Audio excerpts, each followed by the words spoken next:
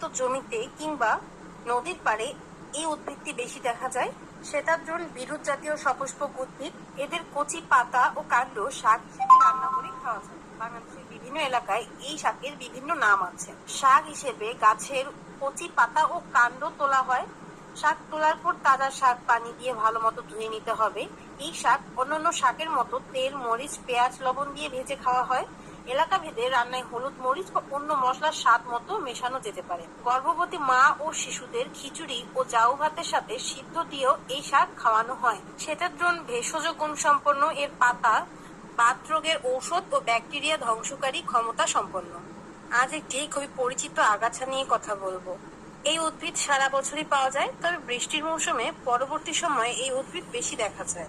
বাংলা ভাষায় একে ধুলফি বা শ্বেতার্জুন নামে ডাকা হয়ে থাকে। বাংলাদেশের বিভিন্ন অঞ্চলে এটি বিভিন্ন নামে পরিচিত। এর বৈজ্ঞানিক